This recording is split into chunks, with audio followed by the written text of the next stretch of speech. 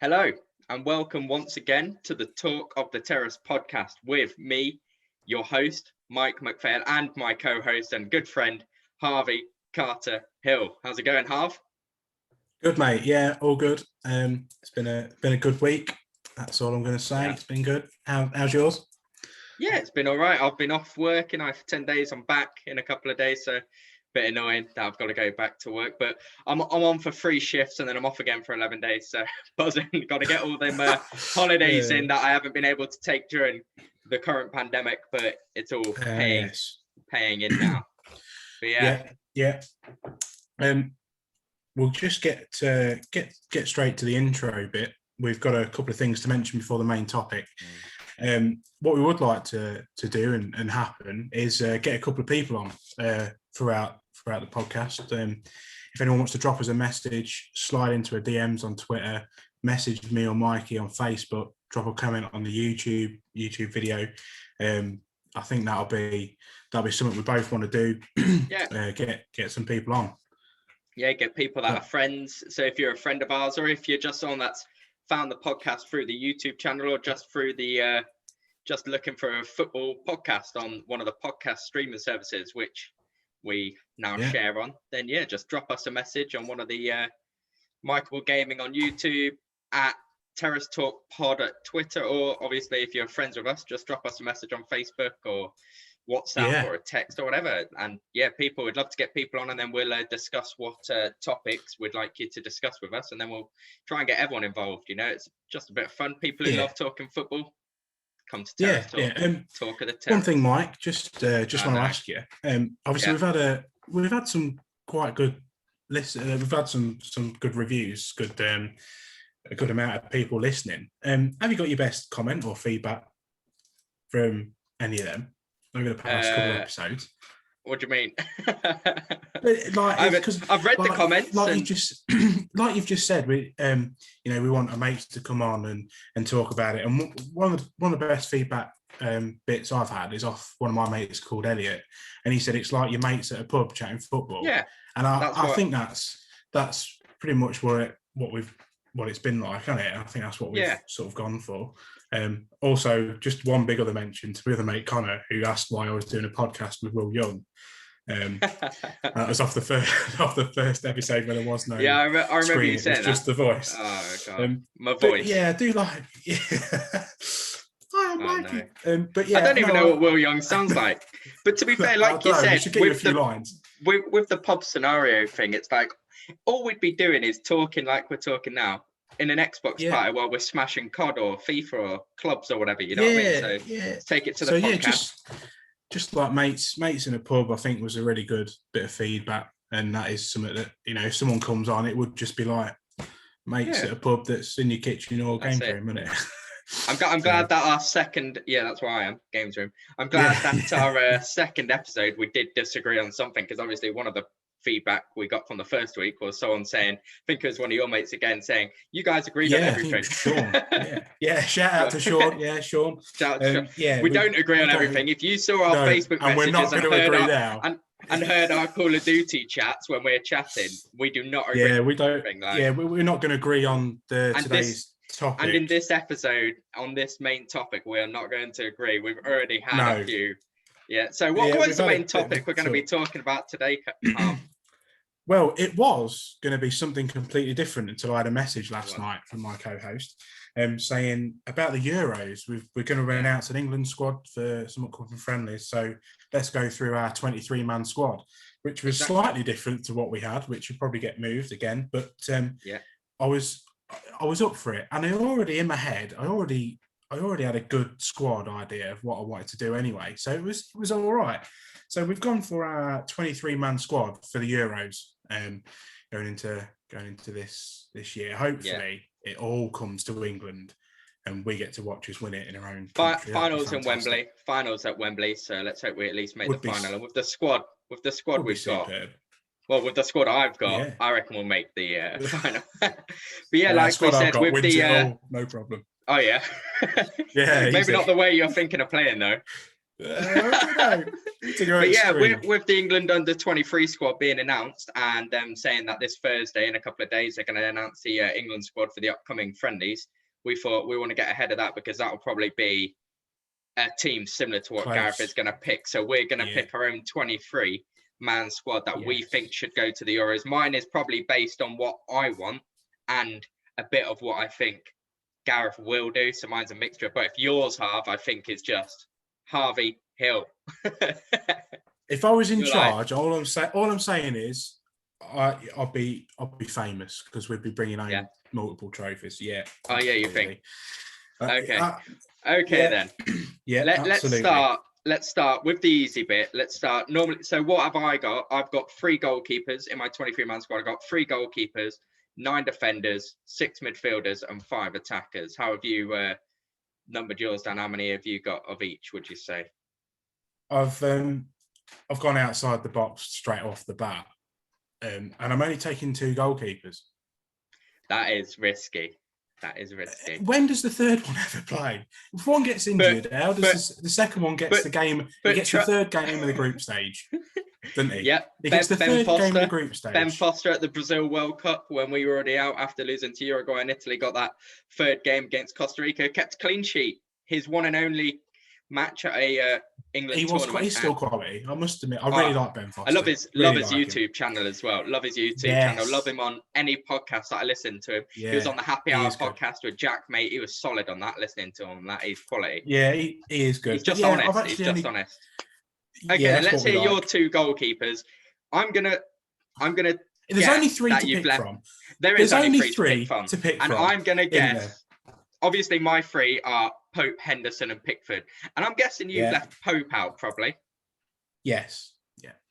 Yeah, I thought so, because when you look at it, Henderson is an out-and-out goalkeeper. Pope's an out-and-out goalkeeper. But if you want a ball-playing goalkeeper, you've got Pickford. So I thought Henderson's better than Pope, in my opinion, overall. Yes. And I thought you'd pick him over Pope. So. Yeah. Now, what I would say is, Pope, obviously, anything comes in the air. He's obviously 6'7". It's quality keeper, absolutely. And to be honest, it was really tough between him and Pickford for me. Oh, really?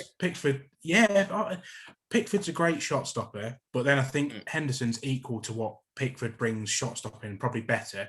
Pickford might be slightly better with his feet, but for me, a goalkeeper, basics, I want him to stop shots. He's not going to be an Edison. I agree. He's not going to be an Edison or an Allison. No. That's not how we're going to play. But yeah, Henderson for me over Pickford out of the 2. Yeah, I think I completely agree. I think Pickford's the worst shot stopper out of the 3, in my opinion. But ball player, he's probably the best. So that's the only thing that gets him into the team. So for me, Pickford, Pope, and he's Henderson. Been there. The normal he's actually been announced that he's not going to be in these upcoming friendlies because of a muscle injury. So it will be Pope, Henderson, and probably maybe someone like Carl Darlow, or it could be anyone, the third keeper, because I do normally take 3, but whoever it's going to be. Anyway, how many defenders you were choosing then, Half? We've got 7. a lot to choose from. 7. You've only taken. We have not got a lot of defenders to choose from. We haven't. No, have we not? I'm not agreeing. We've got about 7 right backs. We've got about 7 right backs to take, Half. Yeah, exactly. That's who's going. And this is what I'm saying to everyone. This is what I'm saying to everyone. When I said when me and Harvey don't agree, he's taking 7 defenders, and I think only one of them is going to be a centre back. 2. I forgot about one. You forgot about Harry Maguire, didn't you? You forgot about Slabhead. No, he's not even going. He's not making this one. Okay, then, right. Fit into this. Let's start off by talking about the right back situation. We've got Reece James, we've got Trent Alexander-Arnold, we've got Kyle Walker, we've got your boy Aaron Wan-Bissaka, who's yet to be capped. And if he doesn't get a cap soon, he is going to the Democratic Republic of Congo. So he is going to switch nations. What a waste if we don't just pick him. Well, that's the thing. With Reece James and Trent being the same age, Reece James is a mixture of both. He's great going forward, great going back. Reece James is better going forward than Wan-Bissaka, better defending than Trent, but he's worse defending than Wan-Bissaka. A quality defender. One-on-one. He is. He's got pace, power, he's strength. One-on-one, he's up there with like prime Aspilicueta for the best one-on-one defender at right back. When Aspilicueta was one of the best right back a few years ago. But yeah. But for my right backs, I've got 3 right backs, 4 centre backs, and I'm only taking 2 left backs. Okay. What form? Are we going to go formation after? We'll do formation after. We'll say our 23, and then you're calling me out on my defenders here, but I'm only playing 3 at the back. Yeah, true. I've actually left out Aaron Wan-Bissaka and Kieran Trippier, and Lamptey's injured, so I don't think he's going to be fit enough to get into the England squad after. But he's quality again, another young right back. But I've gone Trent, Reece James, and Kyle Walker. Kyle Walker being able to play centre back as well, very well. Yes. So those are my 3 right backs. My other centre backs, though, I've got John Stones, who, if you had asked anyone in England a year ago, this time last year, he would be in time last year, if the Euros was in 2020, he wouldn't be anywhere near anyone's squad. You know, the likes of Connor Cody would be ahead of him, and Ben Mee and Tarkowski, they'd be ahead of him. Yeah. But my 4 centre backs, I've gone for John Stones, Harry Maguire, Michael Keane, who's having a solid season as well at Everton, to be fair. He's a bit slow for my liking in my and team. Then my 4th one, I wanted to choose either Ezri Konsa's having an insane season for Aston Villa. You know, another young player. I want a young defender, a young centre-back. And then Joe Gomez would be going. Joe Gomez would be that young player to fill that quota. Sorry, you've just mentioned a young centre-back. If you don't pick who I've put in my squad, I'm going to be very disappointed. Who you got? Tomori. And he's been... You've got Tomori. So he's been quality. He's been playing at AC Milan. He's been AC Milan. He's on fire. I've got Stones, Maguire, Keane, and I've got Fikayo Tomori. And written down, I have got Tomori because when he was at Chelsea last season, he was ace. But this season, he just hasn't fit in for us. Last year. But then he's gone to AC Milan. He's on fire. I've got Tomori. The players that I've left out are Ezri Konsa, Tyrone Mings, and Eric Dyer. I don't think Eric Dyer is good enough for the England squad. The one thing he's ever done for England was score that final penalty against Colombia. He can play CDM, he can play centre-back, but I don't think he's good enough for the England squad. He's utility, isn't he? But I haven't got him in either. And then my final 2 players. Oh yeah, you've got left backs. Yeah, at left back are Ben Chilwell and so on again. Same as John Stones a year ago. If you had said Euro 2020, who's in your squad? Luke Shaw ain't getting in it, but I think he starts 100%. I think he's been England's best left back in the league this season as well. So that's my 9 defenders. Trent, Reece James, Kyle Walker, John Stones, Harry Maguire, Michael Keane, Fikayo Tomori, Luke Shaw and Chilwell. I can't believe you didn't think I would put Tomori being a Chelsea player as well. So that's when you didn't mention him first out of the 2, I was thinking. No, he was my young. I said I want a young player to go. It would have been Joe Gomez if he was fit, but he's not. So Fikayo's the next best in my opinion. Consta's been solid, but I think Fikayo Tomori's just got that something different. But I'm interested to hear your only 7 defenders have filling 3 spots by the sounds of it. Yeah, I'm playing 3 at the back, and I'm playing 3. I think John Stones' pace is underrated. I do think he's quite quick. So I've only got 2 centre backs, and that's John Stones and Tomori. But Walker, I've got in there. He can play centre back, and when you talk about, he's a right back. He's played centre back in possibly one of the best teams in City that we've seen in the league for 4 or 5 years. How long ago was the Centurion?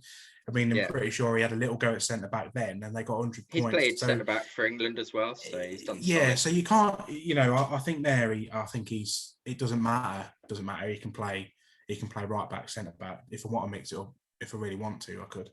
So we've got Stones and Tomori, Walker. I've got Wan-Bissaka, and just to cover my back in case my 3, which is going to work, doesn't. And we might need a little bit more protection. We've taken a 5-0 lead because we're already that good. And we think we'll sit back, we'll keep the ball. I've got Luke Shaw because he has been quality.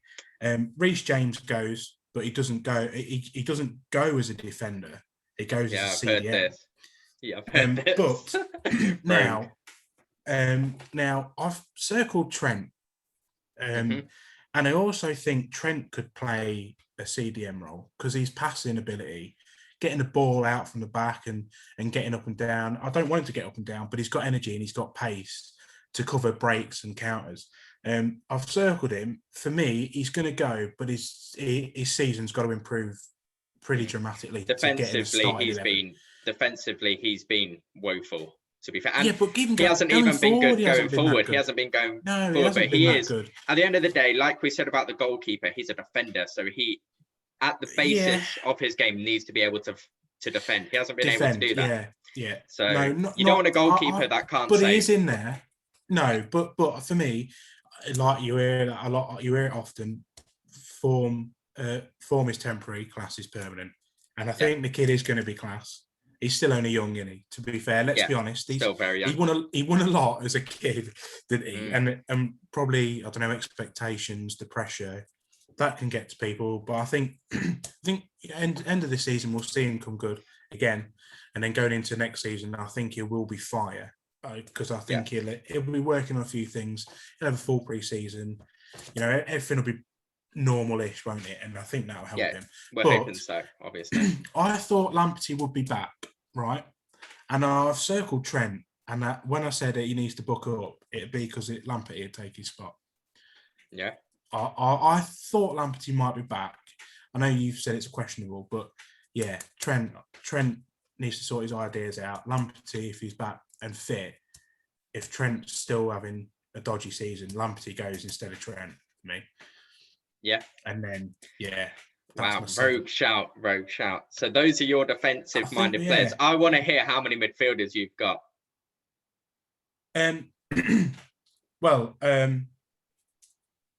I'll go with, I've got 1, 2, 3, 4, 5, 6, 7, 8, 9, 10. Oh my days. Well, I've got 10. 6, but let's hear your 10. I want to hear these 10. Say the 10.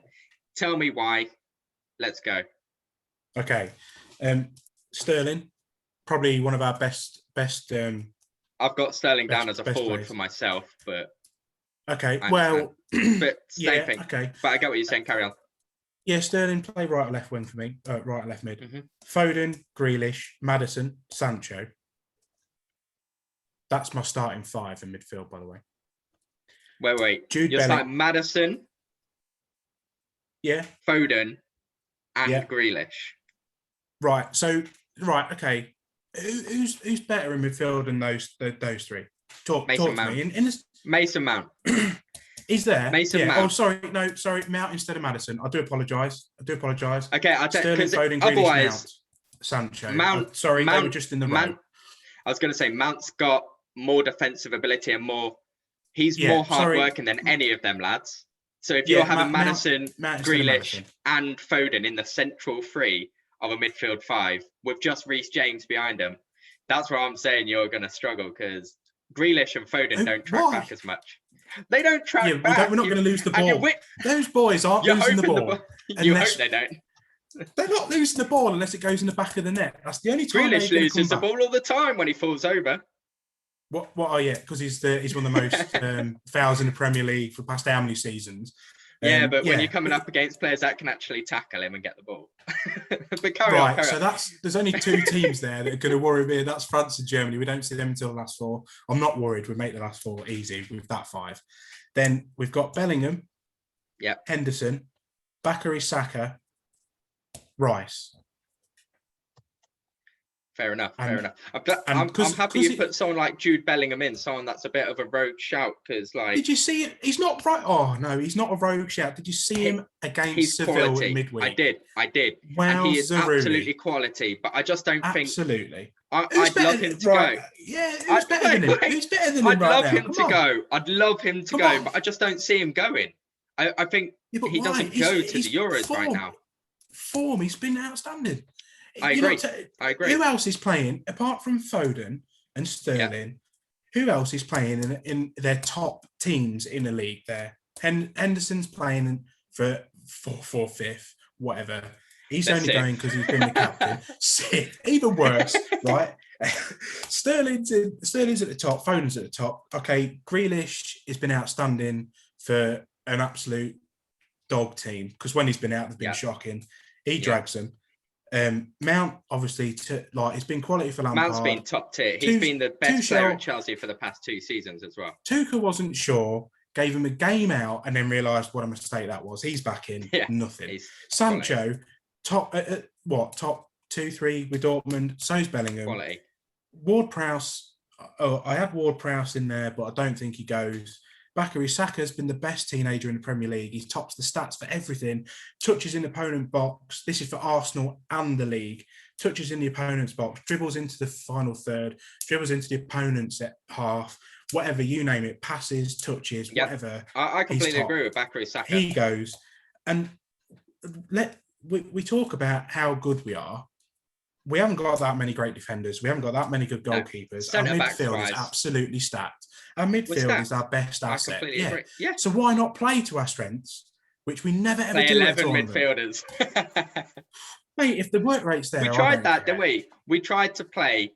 We tried in that golden generation. We tried to fit in Beckham, Lampard, Gerrard. Yeah, but we didn't. Yeah, but let's play left we didn't do that right, did we? We didn't do that right. We didn't play the right formation for that. But we didn't. We should have had Joe Cole out left and play those 3 in midfield. But we didn't have quality wingers like we do right now. We've got Sterling. Joe Cole was quality, but Joe Cole, no offense to him, I love the guy. He was never a Sterling.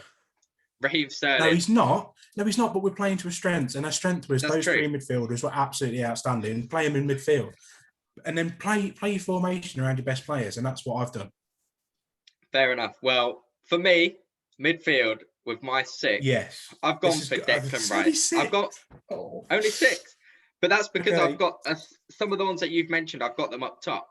So I've got Declan Rice. Yeah, I have got someone up top who might be a midfielder, to be fair. But Declan Rice, absolutely quality. I think he's had an insane season. I think Declan Rice is still underrated by many people. Jordan Henderson dragged West Ham. Exactly. Jordan Henderson, if he's fit, he goes 100%. We need him. He is a quality player. No matter what people say about Jordan Henderson, he's got it. Yeah. He is just quality. Mason Mount, Foden, Grealish. Maddison misses out for me. I don't see James Maddison going. I don't see Mount, Foden, Grealish and Maddison going. And that's why I haven't decided to take Jude Bellingham either. I think maybe 2022 World Cup he goes, but I don't think 2021 Euros he makes it quite yet. And then for my last pick, I was torn between a few players, including the likes of James Ward-Prowse, like you mentioned. Harry Winks doesn't get close to my team. Harry Winks isn't a footballer. I think that brings anything of anything. I don't think he brings anything of anything. He can make a 5-yard pass, but that's it. And he can't even do that properly. It's not just a Spurs hatred, to be fair. But no, he gets nowhere near. He doesn't get anywhere near these boys. He doesn't even get near my under 21 squad. He wouldn't. If he was 16, he wouldn't get in my under 18 squad. You know what I mean? I'd rather play myself. but then the last player I did go for, which I think he's kind of a midfielder, but because I've got Trent, Reece and Walker right back, and I've only got Shaw and Chilwell left back, I've got Saka, because Saka can play left back. He's played left back a lot this season as well. Plays on the right wing, plays on the left wing, can play cam. So I think he's that road. Again, I wanted to pick someone like Cho. But Cho and Greenwood, 2 players that have been called up for the under-21 friendlies coming up, and the Euro 2021 squad, they've been called up for the whole squad. I don't really see them both playing the Euros at the end of this month for the under-21 and then being picked. I think Gareth Southgate's been spoken to by the manager and said, "You thinking of any of these lads?" And that's why I am thinking. I'm not sure if Bellingham made that squad. He may have done. I can't remember seeing it. But if Bellingham hasn't made that under-21 squad, I can see him going. He's in. He's got to be in. That's what I would be more than happy to drop one of my lads. I'd be more than happy to not take Saka and take Bellingham, because I don't think we need an extra left back, but I've got him there just because it's smart. If Shaw gets injured or Chilwell gets injured, because they are both very injury-prone left backs, Saka is someone that can fill in their quality. I have put potential left back as well, because I know that I only picked one. I've got him more down. I've got him down more. You only picked Luke Shaw. I don't know how Chilwell's not going. But who's the best left back in the league at the moment? Is Luke Shaw. I don't want to play a left back. Luke Shaw. Yeah, exactly. Yeah, but people that you can mention, like obviously Aaron Cresswell's had an insane season, and it's ridiculous how many wing backs we do have. You know, like Matty Cash and Matt Targett for Aston Villa, and they've been quality. They've been good. Midfielders that were missing out. None of us mentioned Calvin Phillips. He's been quality for Leeds, but I just don't think he makes the England squad over Rice and Henderson, two players that dominate that position. Does he get in over Jude Bellingham for you? No, not for me. No. I mean, he's 25, Calvin Phillips. So he's a local lad. Leeds love it, don't they? Any club loves a local lad. They get bigged up no end, and it's like, you should see him. He's homegrown. He loves it. He's been on the terraces. He's been there. Do you know what I mean? Like everyone loves that. But what's he had? One season in the Prem, and he's been injured for half of it. A bunch of it, yeah. But those are our midfielders, and that's where we have disagreed a lot by the sound of it already. But yeah, I think I wouldn't mind hearing your forwards as well. How many forwards you got? Considering you count Sterling and Sancho as midfielders, how many forwards I've got four, but I have got. I'm going to say I've got Rashford in there, who I also think can play out wide. Yeah. So yeah, take that how you like it. Well, forwards, I've got wingers included. So my forwards, I've got 5. I'll quickly let you know mine, because yours is going to be, by the sounds of it, you've got someone in there that is going to be very. You're probably phoning up Jamie Vardy for him to come out of retirement, which I think I'd love. I'd love it. Yeah, I would love it. So mine's got Kane. You've got to take Harry Kane, greatest striker, best striker in the Premier League right now, bar none. Yeah. You know. Yeah. Sancho. Sterling, Rashford, those are my forwards. And then my last one, if he would come out of retirement, I would replace this lad completely with Jamie Vardy. If Danny Ings wasn't so injury prone and he was quality like he was last season. 2020 Euros, I think Danny Ings goes at the end of last season. I think he had such a quality season, he would go. Yeah. But because he's having quite a solid season, he's died down a bit at the moment, but I've gone for Dominic Calvert-Lewin for the last player. But that's only because he's so similar to Kane.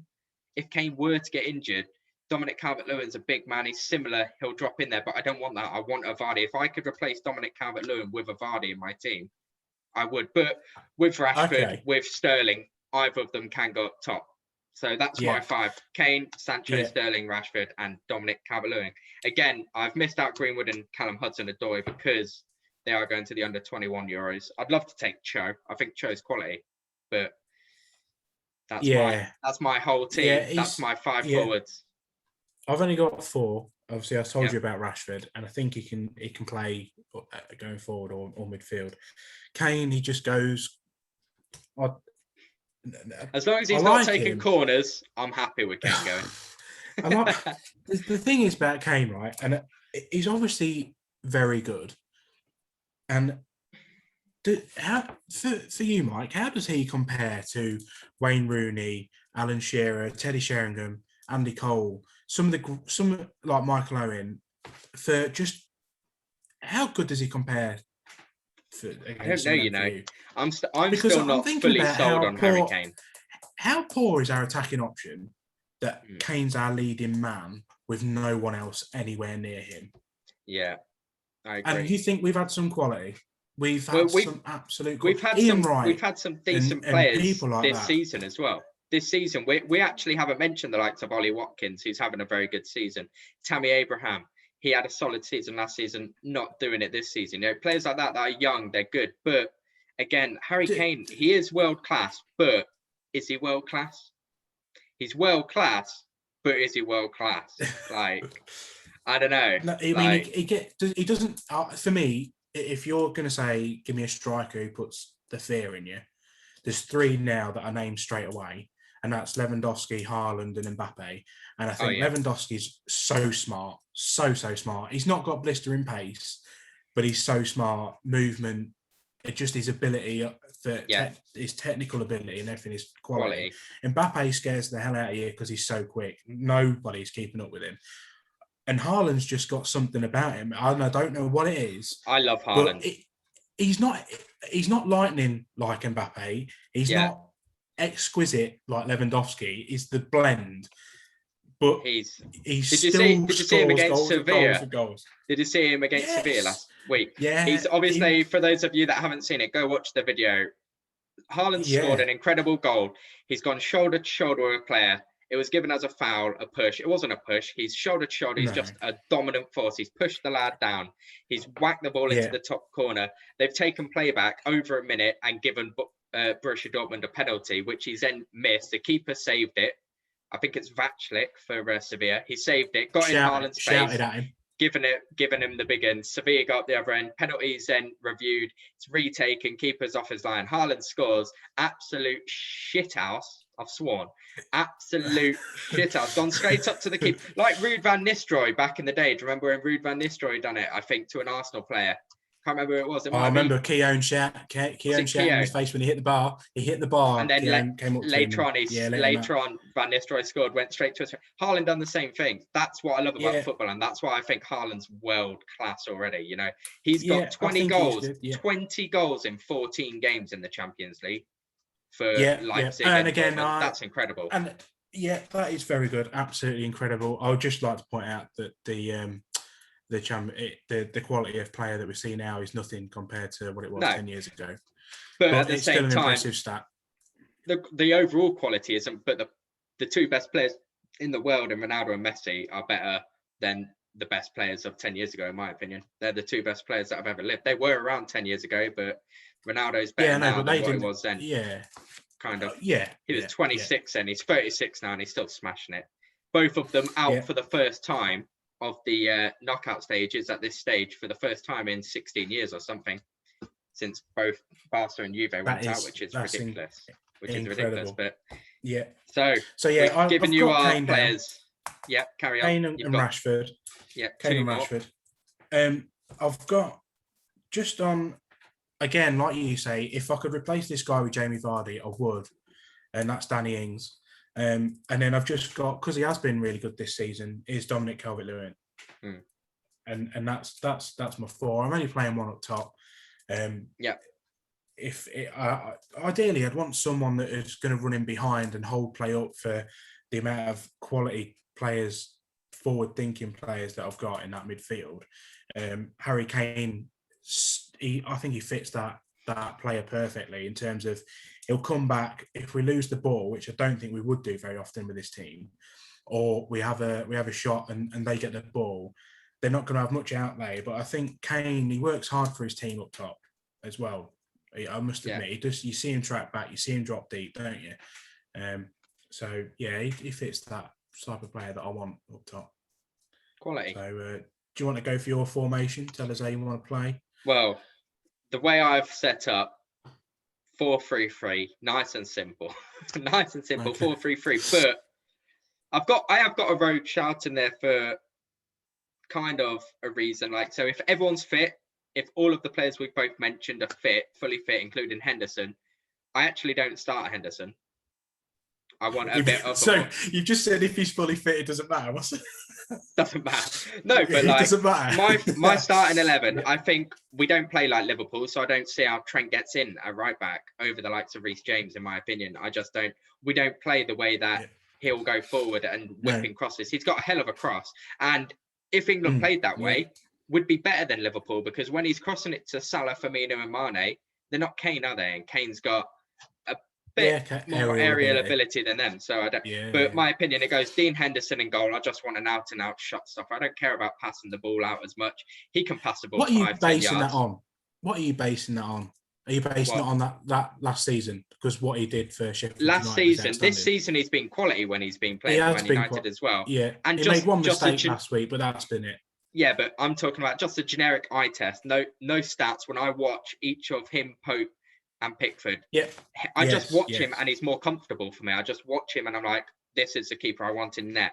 My back four are Reece James at right back, John Stones and Maguire centre back. I do think Maguire's quality. I really do. I think Maguire is a good player. He does make a lot of mistakes and he's had an off season.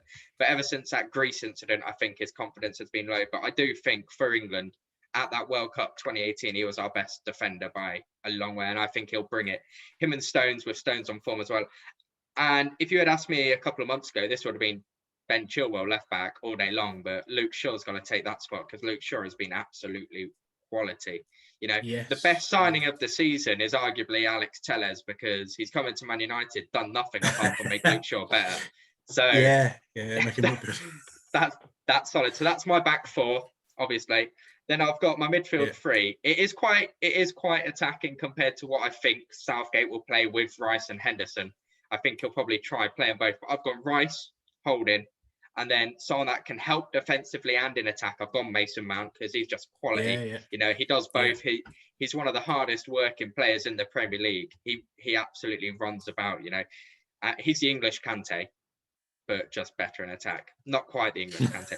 And then the third player I've gone for, I think Foden's been quality, and I'd like to say Foden, but I just can't leave Grealish out the starting 11. So all this talk about, will it be Mount, will it be Foden, will it be Mount, will it be Grealish a few weeks ago? I don't think we play Grealish on the wing. I think we give Grealish a free role behind the front three that I've chose.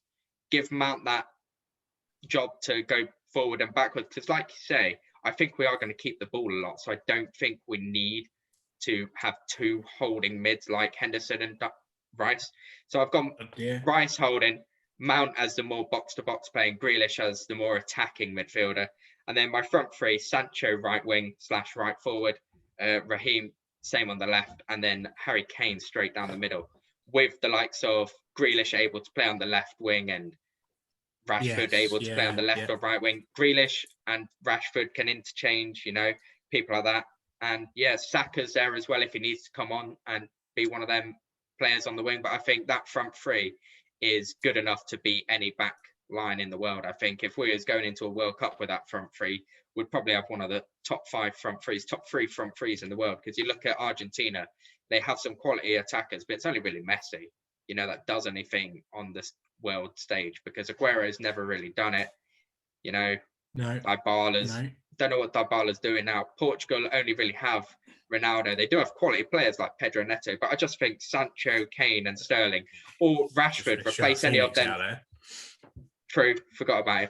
But if you swap Rashford in for either Sterling or Sancho, nothing changes. It's still top quality. So that's my 11. Yeah, that's my 11. Obviously, all the remaining players on the bench. What are you gone for, Half? Because mine's pretty. Mine's going to be a lot closer to what Gareth Southgate's going to pick. But I think that isn't a bad team. And I think my team would win the Euros. I really do. I think it would beat France.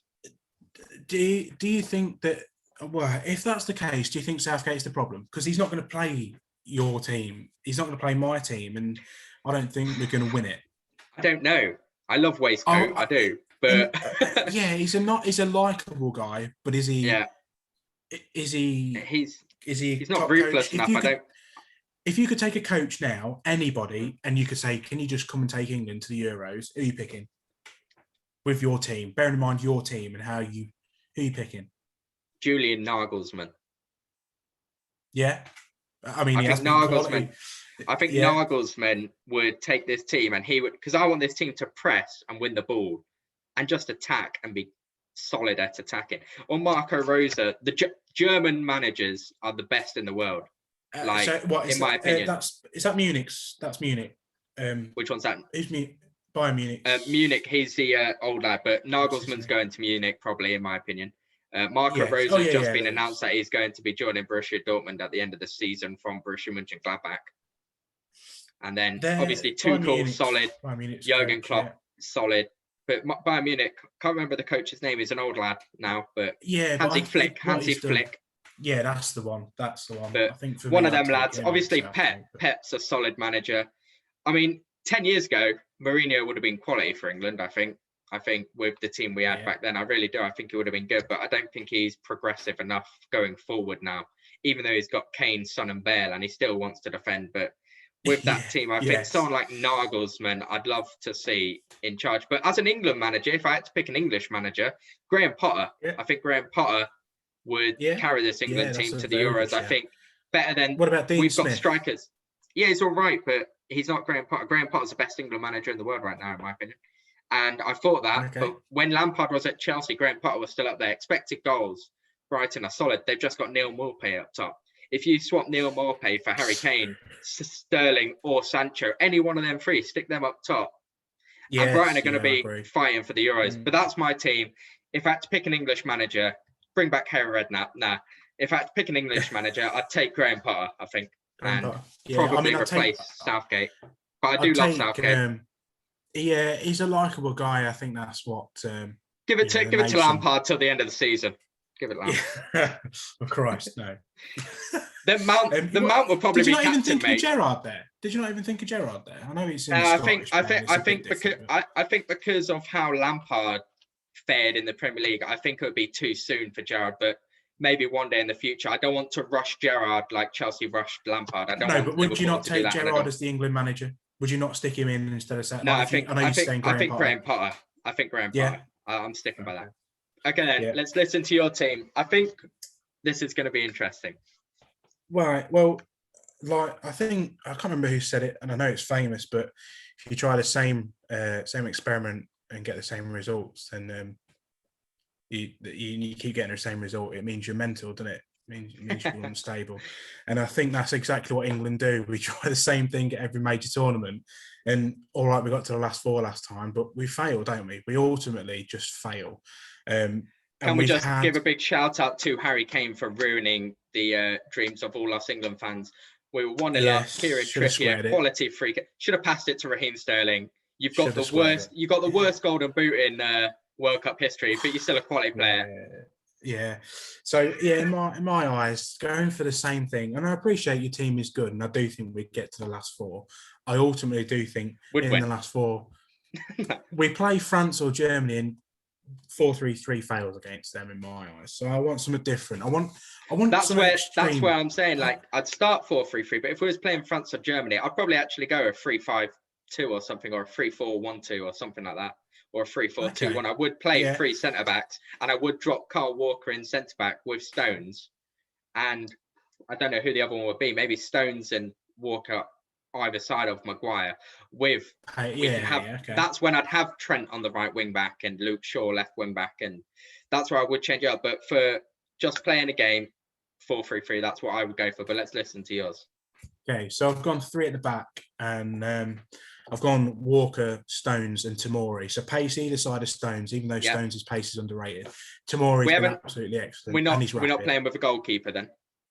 Mate, it's Henderson. We all know that. There's no other. The goalkeeper is such a poor choice, and I'm really upset. Okay. This is where I thought I had you. I was like, hey, your team sounds good. Harv, your team sounds good, but you ain't got a keeper, so I'm just sending it from the half-line. Yeah, the ball's not reaching that half. We don't need to worry about it. Stick a bet on each of the centre halves to clear it off the line, and you'll be quids in, because that's all they'll be doing. Stones loves it, by the way. Stones loves the clearance off. Probably about that much, when it Liverpool fans about that much. Walker, Stones, and Tomori for me at the back, with it in front of Henderson. And then I've got a CDM in Reece James. Now he's played there before. Played there for a lot of the Chelsea youth teams, winning constant trophies. He dragged Wigan out of the relegation scrap, by the way, as well. I know it's the Championship, but I think the Championship quality is probably what we might see quality at Euros. It's still very good. You see the players like Mason Mount and Fikayo Tomori and Reece James, all Chelsea players that were on loan 2 seasons ago, absolutely quality. Now they don't look like they should be outside of the top 6 in the Prem. No, they don't. No. So, I've got Reece James sitting. He can play the ball. His pass is good. He's rock solid in terms of he's a big unit. Yeah. He's out-muscling pretty much anyone. And he knows how to tackle, because he can play at the back. So that's why he sits there for me. He doesn't go anywhere. He doesn't do anything fancy. He takes the ball from the defenders, who, by the way, can all play. Yeah, and he's just the link pin. Defenders, all solid. He is the link pin. I've got Sterling out on the right, and then I've got Foden on the left. Have you got Sancho in your team? This is where I'm a bit unsure. So I've got Foden. I've got Foden in the middle, with Mount. So Foden, Mount, Grealish in a midfield three in front of Reece James, and then out wide. And I think they could change in game. Sterling one side, and I've put Sancho the other side, which I also think could swap with Saka and Rashford, depending on what the situation is. And Grealish as well, obviously. Yeah, but for me, I keep him in the middle. Keep him centrally, Fair enough. Yeah, I'll keep him in the middle. So you've got a 3-1-5, and obviously the striker up top is Harry Kane. Oh, you've gone for Kane, have you? Just checking. I have, yeah. Didn't know whether you'd put another defender there, one of our right backs. Henderson starting up top with him. That's what was happening. But Which one? I've gone Which with Kane Henderson? up top. No, yeah, obviously. I've gone that, and all I'm saying is, and I know people might be worried, we've only got 4 at the back overall. James, those 3 centre backs will be, around the halfway line. James will probably be just in front of the centre circle. So you've got 4 big, quick, underratedly quick, I must say, defenders. Now, the only person that worries me in that situation would be Mbappe, and I don't think we see them until the last 4. But even then, and I know this will be a question people are going to say, oh yeah, but when teams break, the only teams I'm worried about is Germany, because they love a tournament. They can play poor leading up. They can just about qualify, get to a tournament, and it's like, and then we love it here. This is where we belong. And they go and do it, don't they? That's what they do. Them and France are my only worry. Belgium don't worry me one bit. Thibaut Courtois has been absolutely shocking at Madrid. They haven't got anyone at the back that I think, we're not getting past him. No one. Yeah. De Bruyne gets shut down in that midfield. He wants an outlet. He wants an outlet pass. He wants an outlet ball. Lukaku's touch is a trampoline. No one out wide. Honestly, no one worries me. Eden Hazard, since he's left Chelsea, has decided to eat Domino's every night. He looks bigger than me on the wing. That's how big he's not got worried about that. If England come against Belgium, these players are going to pull it out the bag. The only worry I have about your team is we have no players on the wings to defend. Raheem and Sancho ain't going to defend. Not bothered. Not bothered. Right, okay, let's put it this way. If the ball goes out wide and people say, well, we'll attack the wing because they're all going forward, I'm going to say 1 in 5 passes is actually successful. Yeah. By the time the ball's been pinged out, let's just say, who would you say is a really quite... Manuel Neuer at Germany, right? I'm going to put it up there. Manuel Neuer at Germany, sweeper keeper, brilliant with his feet, ping balls left, right and centre, however he likes, all day long. If he was to ping one, and I'm put Leroy Sané, who is rapid, who would scare me. Timo Werner. Not a scary pace as Sané. Sané is lightning. I don't know. Sané's got to be the quickest. Yeah, but he's not going to play out wide, is he? He's not going to play out wide. No, but when the ball's pinged wide, Timo's chasing that ball down. You believe me? When we come up against Germany in the Euros, Timo's gonna. Yeah, I'll be slightly worried, but I don't think he's doing anything. I think Stones and Walker and Tomori shut him down. But let's just say Neuer pings the ball to Sané out wide. He's then got a run past Reece James, and then a Tomori or Walker, who are all rapid. Yeah. By the time he wants to, unless he's doing it himself, not many people are catching up with him. Werner will be there with him, so it's 2-on-4. But then Werner's going to miss a 1-on-1 anyway, so it's all right. Yeah, shocking. But what I'm saying is these teams want to keep the ball. Germany want the ball all the time, and they will try and play out wide. And they've got some quality ball players like we have. But I think if we pen teams in there and don't give them, if they want the out wide ball, it happens 1 in 5. Most of the time, I bet you'll see it sail over the winger's head, and I think they'll be very lucky if they do score from there. Yeah. And I just think everyone wants to keep the ball nowadays. All these players in midfield all play in a team that likes to press. Yeah. So they all know what they're doing. They do. There should be no problem in my eyes of how I want to play. Grealish as a player though doesn't press as much, but when you've got Foden and Mount, they make up for a lot of the stuff that Sterling, both quality. Pep Guardiola is not going to let Sterling get away with not doing what he should do at Man City for England. And like you mentioned about Mbappe, like you mentioned with Mbappe with his pace, when you look at Germany, they have Neuer. France have Lloris. He can't kick a ball. He can't pass. He's not a ball-playing goalkeeper. So in that way, the only way that you'd be really worried is if Mbappe was at Germany, then you'd probably be like, okay, that'd be a bit more honestly, worrying, right? If we set up that way, I honestly think we'd go to the last 4 with our eyes closed. Yeah. And then we might have to turn it on just to get to the final, probably to about a 2 out of 10. And then I think if we turned it up to like a 7 or 8 out of 10, we'd still win. I think that's that. If that team played that way, no one's got the pace to stop us. No, I'm not really too scared about any centre backs, any back fours. No, there's no back four that really bothers me anymore. It's just midfielders. I don't think who. I mean, what? We're only saying France because of Mbappe. Because he's been average, hasn't he? Who? Pogba been average. Not heard of him. He sounds like he's a bit overrated to me. Exactly. Kante is France's best midfielder, but no, Germany though. Joshua Kimmich is probably the best central midfielder in the world right now, in my opinion. He's quality. Absolutely love Joshua Kimmich. But what? How does he play?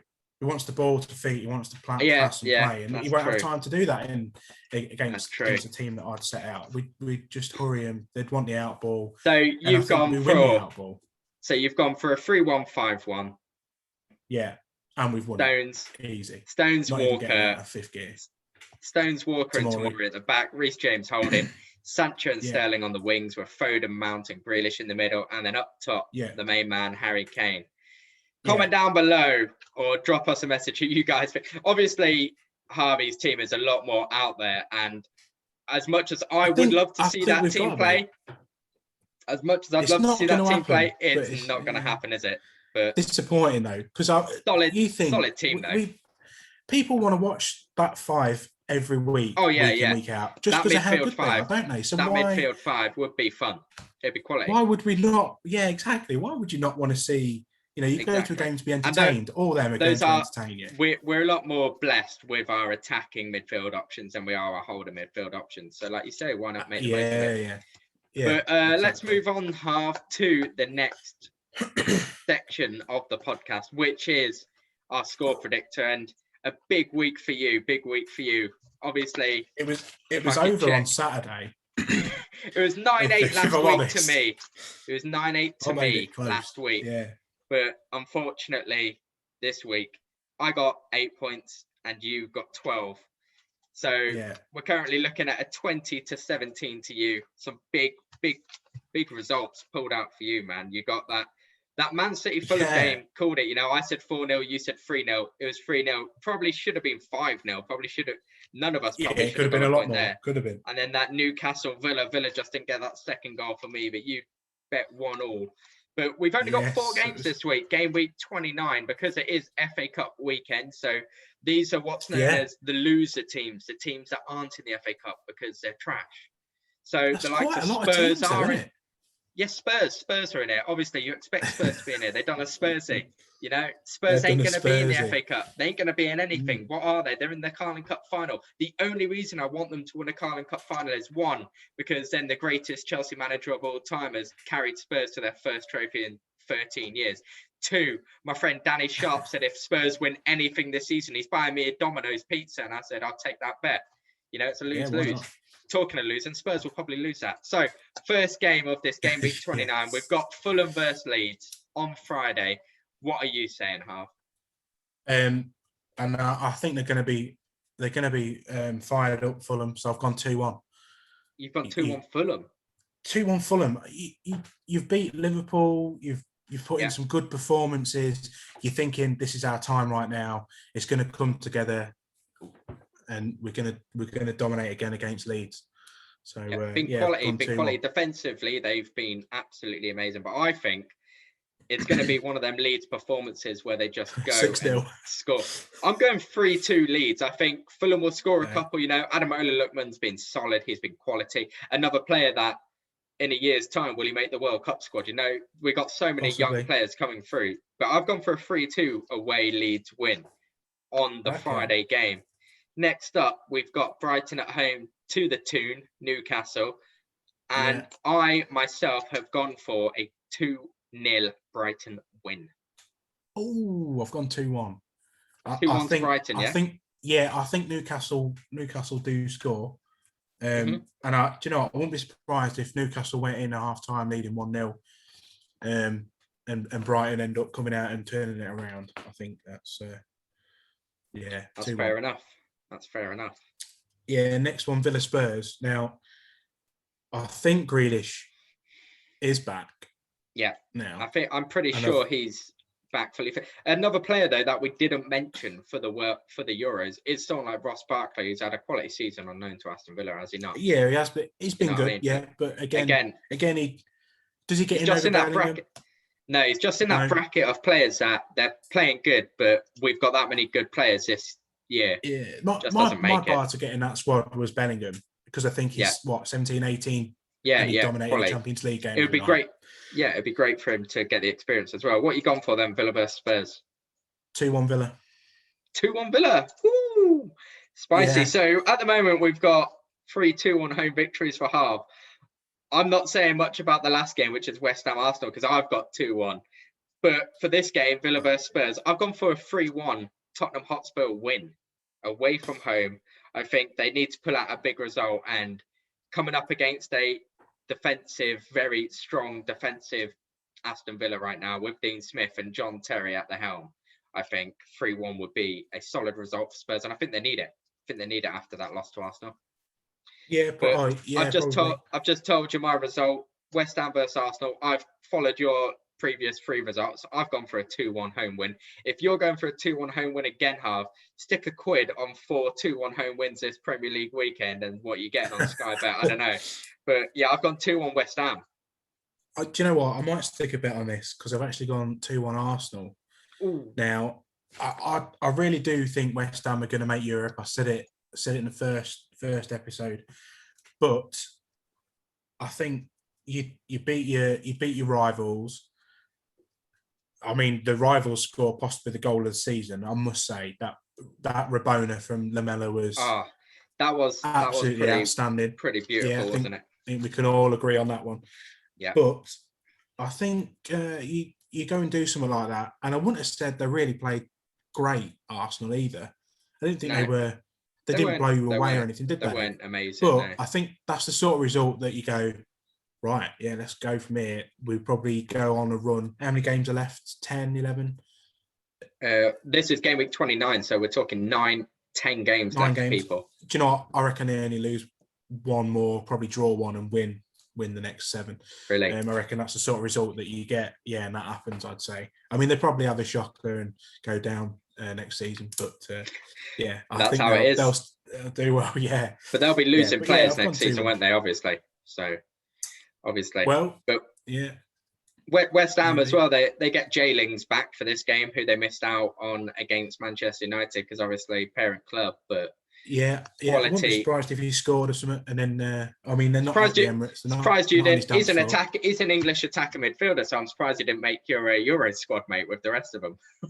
No, he's again. Bellingham was my benchmark, and all the others are probably slightly better. But I mean, he's probably on a par with Bellingham. But I want to take Bellingham because he's probably going to be England captain for the next. I don't know. Well, they're both youngsters, aren't they? They're both quality young players. Lingard and Bellingham. Only a couple of 10 days. years in them. Yeah. Right. So next up, I need to pull out the bag because by the end of the month, we're going to have a wheel. Going to put a spinning wheel here. It'll spin, and whoever loses, someone's hair's getting dyed or something, in it. Whoever loses, Harvey, he's over there on my screen. Harvey, whoever loses, I'll be spinning the wheel, and they'll be doing a forfeit. We've had a few people comment. My missus has said, "Dye your hair pink." I ain't got much hair to dye, fortunately. So have a spoon of chili powder. That'll be done on the first episode of the April podcast, probably on the second episode, once we've got the spinning wheel. So if you know us, drop us a message. Birthday to me. Yeah, drop us a message on Facebook, Twitter, or on YouTube. Drop a comment. Give us some more ideas. We got 14 sections on the spinning wheel. We want to fill that out with monthly. 14. Yeah, with monthly forfeits, and then at the end of the season, maybe we'll do a huge forfeit. I don't know, like something stupid, but think of something fun.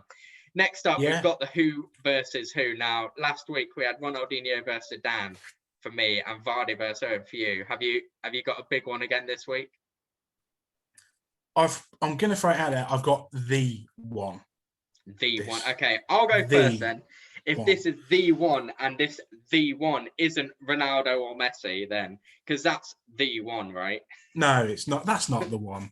They're the 2 greatest players of all time. You've got Messi and then whoever's below him. So you already knew my answer to that. Anyway, Messi is the GOAT. I'll go first then. So I've gone goalkeepers this time. So I think you could probably guess. I love goalkeepers. Come on. I think, yeah. I mean, if you guys want a goalkeeper for a 5-a-side tournament who will stay there for about 2 hours, take Harvey Hill. Me and some mates went to a charity 5-a-side tournament. We smashed every game we played. We won 1-0. We scored and we just didn't concede. Harvey just laid down in front of the goal. Didn't do anything because he didn't need to. But and then we had to wait 2.5 hours for our semi-final match. And Harvey was like, I can't be bothered. I'm bored now. I'm just going. We drew 0-0. We got to penalties, and Harvey said, "Guys, it doesn't matter if you use that score your penalties. I ain't saving any." And he didn't. I was the only one that scored my penalty. Everyone else missed. Harvey just moved out the way. He was like, I don't really care. Like, I just want to go home. I ain't waiting another hour for the other match. So we should have played that final with it, like within the 2 hours, and we would have won because I was up for it. Yeah, we would have won. But it got bored. We'd had a few beers. And it was hot. It gets to you. Yeah. I was there with a hat on my face. I was sunning, getting burnt, and it just had enough, really. Unfortunately, Harvey Hill doesn't make it in these who's versus who goalkeeper category because we all know who's winning that. But the two greatest goalkeepers of my generation that have been there from when I can remember starting football to now have been Lev Yashin, no one like that. Who you guessing? And no bias, Petr Cech is not in this, and neither is Carlo Cudicini. Can you believe it? That's a scandal. But there's only two that stand out. Well, actually, there's three, but I don't think you're going to class him as one. But there should be a top three, and I must admit there should be. But you must have only gone for Iker Casillas. Yeah. And I imagine the only other one I can think of two, but out of the two, I reckon you would pick only one, and that would be Buffon. Yeah, I knew you'd know Casillas and Buffon, obviously. But can who I just was the say, third one? Edwin van der Sar? No. He's German, and he's won everything. Manuel yes.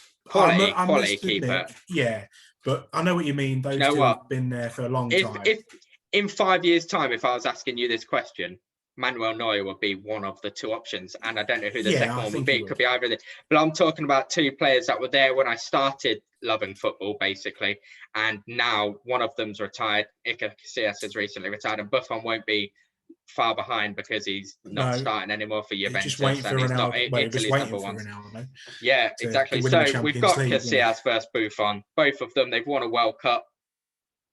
Casillas has 5 league titles, whereas Buffon has 10. You know, that's in Spain and Italy, not including the French and Portuguese league where they both got one each.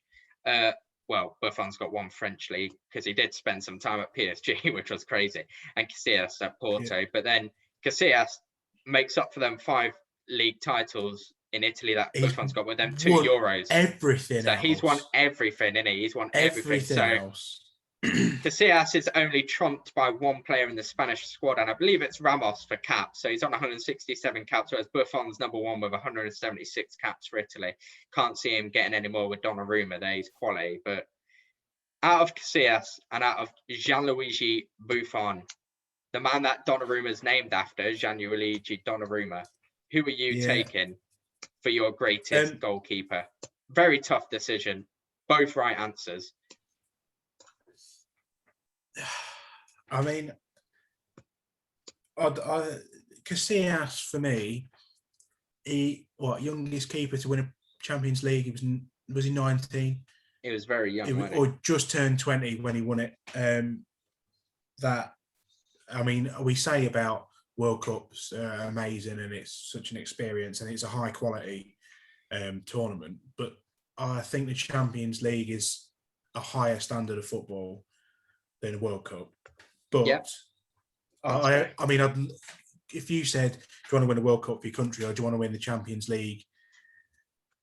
Probably if you said, if I wanted to win the Champions League with my hometown club, let's say Warsaw, for example, or win the World Cup with England, I wouldn't really know what to pick.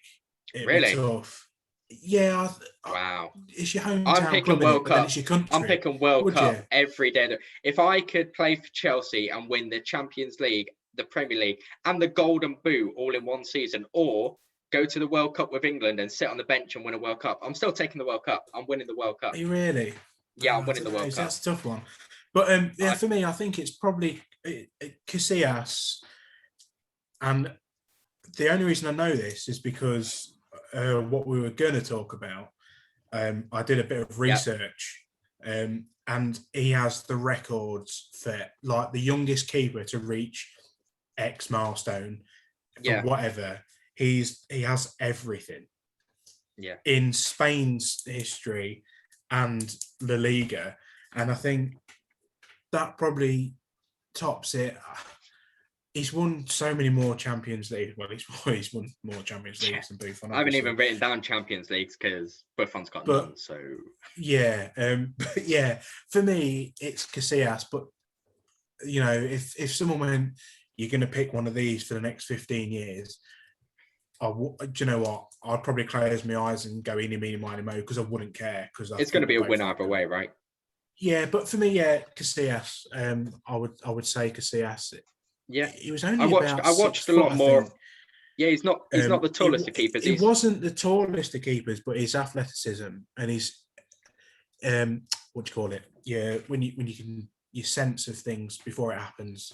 Yeah, his reading of the game kind of thing. Yeah, his reading of the game and positioning, etc. Yeah, I think that was outstanding, and to not be, I say not 6 foot's not tall, but for a keeper, it's on the slight small side. I know Chelsea's academy, your academy, weren't accepting keepers under 6'2" for a long time, so that just tells you what people think of the game and the keepers in the game as well. They want a big commanding, you know, a guy that's going to come out and claim crosses and stuff like that. You wouldn't see Casillas do that as much. No. But what you would see is if the opponent's got the header, his positioning and his reflexes were unbelievable to counter second to that. None.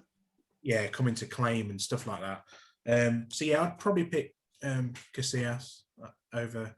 I think I'm in agreement. I think for myself, and like we've said, for the episode we were going to do this week, which is probably being moved to a future week next week. So if you guys do drop us a message and that, we'd like to get someone involved in that, maybe get someone else's opinion on what we're going to be doing. Yeah, I think that would be really good for next week. Do we mention it or do we keep it a secret?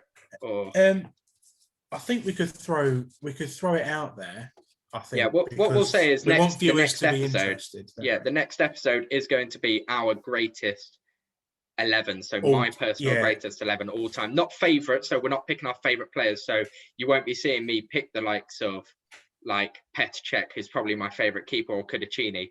Just who I think the greatest goalkeeper of my time is. So I'm not going to be picking Lev Yashin. Yeah. Spoiler alert: Casillas is my goalkeeper. So people that we've seen, people we've watched people for we've years, seen and we've grown up watching, and who we think. So don't expect the likes of Pele different. and Maradona to make my team, because I haven't seen them during my lifetime. Although I've seen highlights, I haven't seen them enough. It's not the same. So that's next week's episode, greatest all-time 11. And if you guys want to appear on manager, with our greatest manager of our generation as well. Basically, the greatest players we've seen in our generation making up our 11. If you guys want to be a part of that, if someone wants to drop by, just drop a message, drop a comment on the YouTube, go to Twitter at Terrace Talk Pod, and let us know you want to be involved. If we can't get you involved next week, there's loads and loads of options we can do, and we want to get everyone involved. But next up, we have got Harvey, and we've got your Who versus Who, Harv. Who you gone for this week? If you're saying it's the one. It's been that talk of one or two for, well, a lot of the Prem era, which might just give it away. But I'm going to go through a list of honours for number one. 7 Premier League titles, 4 FA Cups, 4 Community Shields, only 1 Champions League, 1 Scottish Prem and 1 Scottish League Cup. Now, that might give it away slightly for who that might be. Bearing in mind, he's won 7 Prem titles and he had a little stint at somewhere he's probably been linked with, maybe, this week. And his pal, who loves him, they've started a bromance, said he's going to be his assistant. So that might give that one away for you. I'm not sure I know who that is, you know. The next person, you should do. The next person, in my eyes, was better technically better. He's only won 3 Prem titles. He does have, Yeah, I mean, it's so pathetic. He's got a golden one. He's got a golden one. He's got four FA Cups with Arsenal, and one with City. Yeah. He's got 3 Community Shields, 3 Serie A's. He's got 2 Super Coppa Italianos. But this is a good one. He's got a World Cup and a Euros. Just chucking that one in the CV. And I know who you're saying, by the way. I do know who the two are. Yeah. I think when you say, I did kind of think who it was for the first one, but I wasn't 100% sure. And then when you mention the second player, the second one definitely gives it away. Because when you say one of these, you always mention the other. You're talking Patrick Vieira and Roy Keane, right? Yes, I am. Yes, so you are. Who would you pick? Obviously, Roy Keane, phenomenal, underrated as an actual footballer. Underrated as an actual footballer. Everyone talks about his leadership and how good he was as a leader. And no doubt he's probably one of the best captains of the Premier League era, But football-wise, he's not given the credit he's due. And he was quality. He was quality when I've watched him and seen him. He was. But then you've got Vieira, pace, power. Again, another leader. Those two midfield generals. I know we spoke about our Euro squads. I don't think we see another midfield general ever again unless the game changes. But those two were certainly, if you said midfield general, those two are just at the top of your list, aren't they? Yeah. They can do a lot of things for your midfield. If you could pick one CV, what I just spoke about, who would you pick? When you're looking at their CVs, you're thinking World Cup and Euros is tasty. But then when you look at someone who's won 7 Premier League titles, that takes a lot of doing as well, But then again, Ryan Giggs won like 12 or 13. And Ryan Giggs, 13 Premier League titles. It's a bit... Yeah, it's impressive. It's impressive, but I don't think Ryan Giggs was he was never the best in his position. So when you say 13 Premier League titles, it kind of takes it away because, in my opinion, Ryan Giggs was quality, but I don't think he was ever 13 Premier League titles quality, in my opinion. I see what you're saying. So Keane, he actually had 18. Keane 18 trophies out of what I just said, and Vieira had 17. But he's got the World Cup. He's got and Euros. But at the end of the day, Republic of Ireland, they ain't getting to no World Cup. no, that is true. So that's if you swap them players out, France still win that World Cup maybe because Keane is still quality in my opinion. Yeah. And out of the two of them, if I could take one of them, I don't know who I would choose. I think they're both quality. And the more and more I watch Roy Keane just commentate, I think he's quality. I think he's hilarious. I think he's funny. He's lovable, isn't he? He's so lovable, great. That guy. He just doesn't look like someone that you'd get in a scrap with. He looks like a homeless Irish man that's shown up to a Sky Sports studio and stuff. But got a bottle of whiskey in the bag and he's just ready to fight. Yeah. But if I could take one of them right now in this Chelsea team, I think I'd probably have to take... I think it would have to be Roy Keane, I think his leadership qualities are better than Vieira's. And I just think sometimes this Chelsea team needs a kick in the arse to say, come on, boys. Or in this England team, if Roy Keane was English and Vieira was English, I would take Roy Keane in this English team to the Euros because Harry Kane's not a leader, in my opinion. I never see him shouting watching the Tottenham documentary. I don't think he is someone that shouts. I don't think we have a true captain. He's a different type of leader, isn't he? He is. He's like a Steven Gerrard, but we don't have But at the same time, Vieira is absolutely quality. Either one of them I would take. But if someone said right now, who would you take for Chelsea in England? I'd say Keane. I just think Keane's quality, But at the same time, it's hard to not say Vieira. They're both world class. I think I used to like Arsenal at that time, and watching Vieira was obviously Invincibles as well, obviously. I say. Well, I know I only said he's only got 3 Premier League titles. He's one of the only players to have a golden one. But obviously to win 7 is outstanding. That is something else, and to be in that team and be dominant as well. But for me, I'd probably have to. If I was looking at CVs, you're picking Vieira's, aren't you? And I think definitely, 100%. If you've got the piece of the paper in front of you, Yeah, Vieira. Vieira. But yeah, I think Vieira had a bit more to his game than Keane. Yeah, I agree. I think he did. He was quite quick. Long legs. Yeah, he his was stride, once he got underratingly going. quick. And his dribbling, he had a bit of skill about him, to be fair. You know, you don't see many 6'2", 6'3" guys move quite as quick. For maybe some of the younger people that are listening and people that didn't watch Vieira and managed to catch the likes of Yaya Toure in his prime at Man City. Imagine Yaya Toure times 10. That was Vieira for me. Yaya Toure was quality, but he was at times he was so lazy. You'd never get that from Yaya. You'd never get that from Vieira. Vieira would never stand about walking around thinking, why is no one wishing me a happy birthday today? Vieira is going out, he's smashing in challenges, and he gives you he's an average of 8, 9 out of 10 every game, isn't he? Yeah. So is Keane, every time, if you're looking at a team, if you've lost 3-0, those two lads are going to be running. You don't want to be in that dressing room with them two, do you? No, they will be throwing shit at you, Yeah. So I mean, I'll probably pick Vieira just for a bit more skill. He can do what Keane does in my eyes.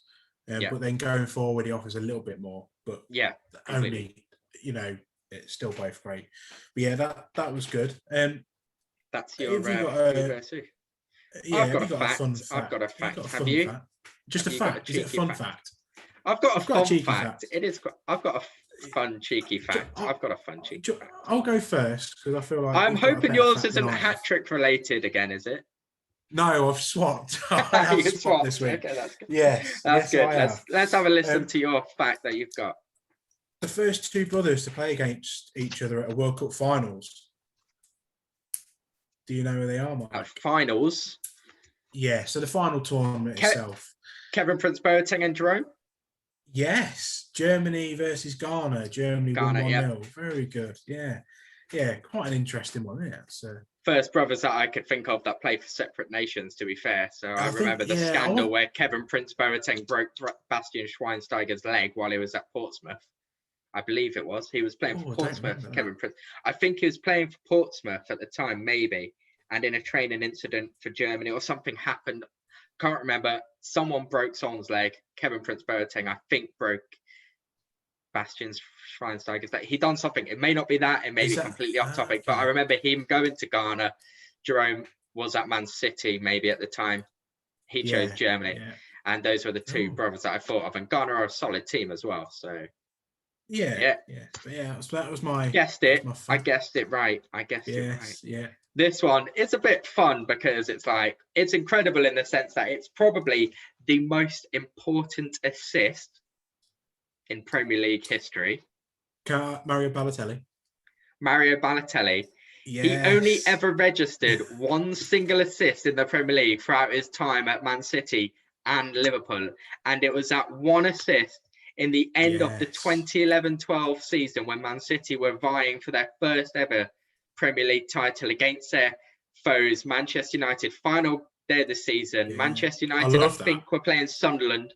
They just won. They'd won. They were on the pitch waiting. Yeah, they were waiting. Yeah. News had come in. It's 2-2 at QPR, I think. It's 2-2. Man City, QPR, it's 2-2. They're like, what time? They were losing at one point, weren't they? They were losing. I think they went 1-0 up, maybe.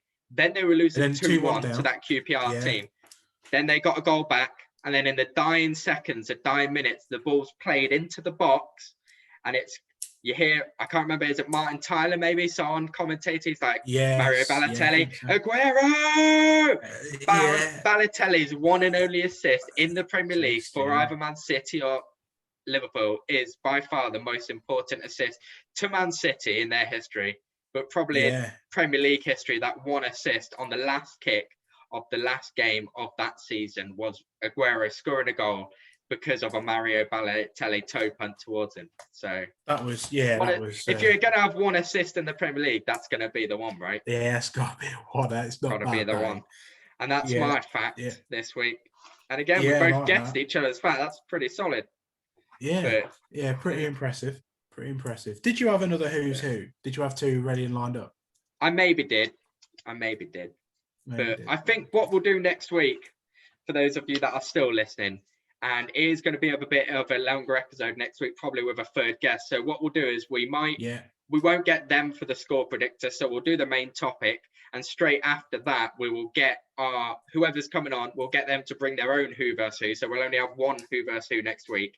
And that's them giving the question to me and Harvey. And then me and Harvey will pick our players from that. What do you say to that, Harvey? Yes. Yeah, I like solid, that. Yeah. I was thinking maybe if they want to bring two just in case as well. Yeah, just in case. If they've got two good ones, I think that could be a good something to talk about. One would be solid if they can bring that. We'll drop them a message. But thanks for listening again, guys. Have a great week. Brilliant. Have a great weekend and stay safe. And thanks for catching the podcast. Yeah, we'll see you next week. Solid. Okay. Cheers. Bye.